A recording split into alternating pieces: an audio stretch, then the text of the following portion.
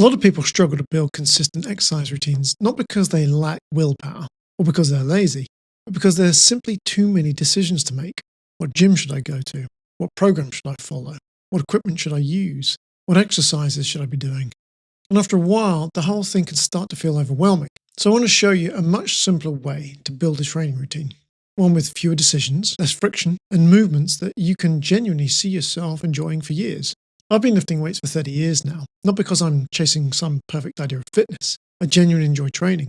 I like feeling stronger. I like lifting weights. I like the challenge of it. And over time, I've learned something important. The people who stick with exercise usually find a style of training that they genuinely enjoy doing.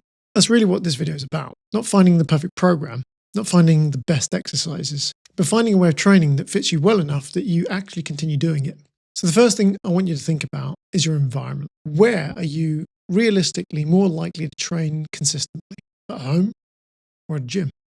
Now, if you've seen some of my other videos, you'll probably expect me to tell you that training at home is the answer. And honestly, for many people, I do think it works incredibly well, but it's not for everyone. Some people genuinely enjoy being around others.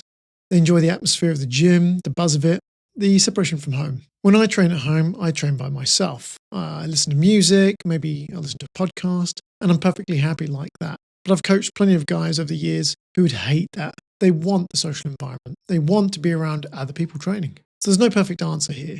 The best environment is usually the one you can realistically see yourself returning to week after week. That said, training at home does reduce a lot of friction for many people. There's no commute, there's less equipment to think about, it's easier to fit into your day. And when you're first starting out, that simplicity can really help. Because if your routine consists of 3 simple exercises and takes 15 minutes, it's much easier to do that at home than to travel all the way to a commercial gym.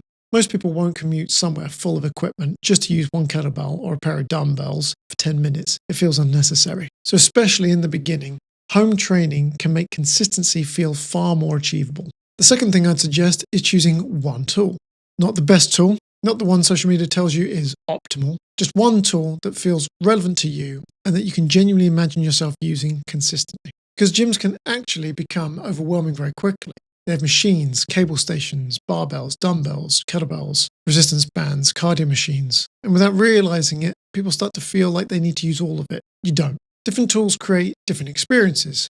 Dumbbells feel different to kettlebells. Bodyweight training feels different to barbell training. And that matters more than people think, because you're not just choosing equipment here. You're choosing a style of movement you may spend months, even years, practicing. Dumbbells are usually my first recommendation for a lot of people starting out. They're simple, versatile, easy to understand. And adjustable dumbbells can work really well at home if you're trying to save space. Kettlebells are excellent too. They're more dynamic, more flowing, and a lot of people love the athletic feeling they create. But in my experience coaching beginners, they can sometimes take a little longer to learn confidently than dumbbells. Still, some people absolutely love that challenge. Barbells are brilliant for building strength.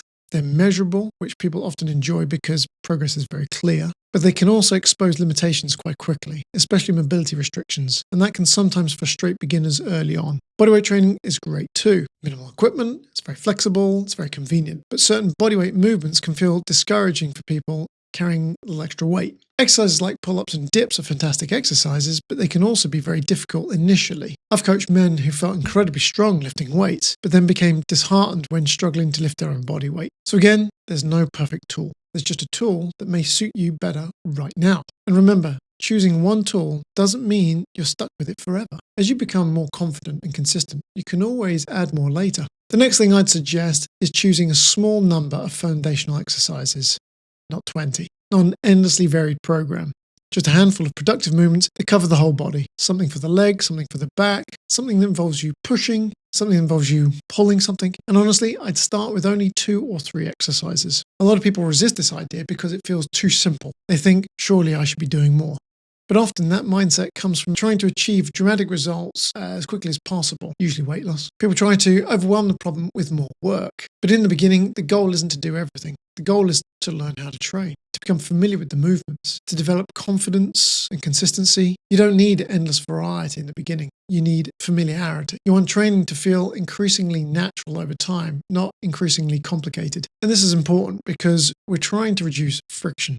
The more decisions you have to make every session, the more mentally draining training becomes. If you have a handful of exercises you know well, training starts to feel automatic. That's one of the reasons sports like powerlifting and Olympic weightlifting are so interesting. Powerlifting revolves around just 3 lifts. You've got the squat, the bench press, and the deadlift. And everything becomes organized around improving those movements. That focus simplifies things. Now, I'm not saying everybody should become a powerlifter, but there's something useful in the idea of directing your training towards a small number of meaningful movements. Maybe you simply want to get stronger legs, a stronger back, stronger shoulders. That alone can give your training direction. And honestly, direction helps people a lot. One thing I really want you to remember is that the first few months are not about finding the perfect routine. They're about discovery. You're discovering what style of training you enjoy, what environment suits you best, what level of structure helps you, whether you enjoy logging your workouts, what movements make you want to come back and do them again, what gives you the greatest return for your time and effort. This should feel exploratory. It should feel adaptable.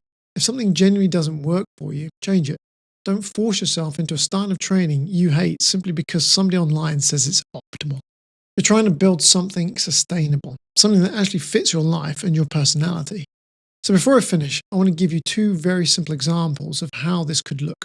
I want to be clear, I'm not giving you the answer. These are just examples of simplicity.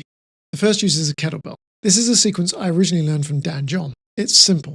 It's goblet squats, push-ups, and kettlebell swings. You perform them as a circuit. The squats and push-ups descend on each round, while the swings stay consistent. So 5 squats, 5 push-ups, 15 swings. Then 4 squats, 4 push-ups, and 15 swings. And you continue all the way down to 1. It's simple, effective, and surprisingly satisfying. You train the legs, the upper body, the hips, and the back. And because it flows continuously, it also challenges your lungs a little bit as well. The second example uses a pair of dumbbells. You could choose lunges, overhead presses, and rows. And again, just 3 movements, simple and effective, and enough to build strength throughout the body. Neither of these routines are magical. That's not the point. The point is that they're simple enough to repeat consistently. And I think that's where a lot of people struggle. They try to force themselves into systems that don't really fit them. But if you reduce the friction, reduce the number of decisions, and find a style of training you genuinely enjoy, consistency becomes far more natural. And that's far more important than finding the perfect program. You're not looking for the perfect system. You're looking for a way of training that you can genuinely see yourself continuing for years.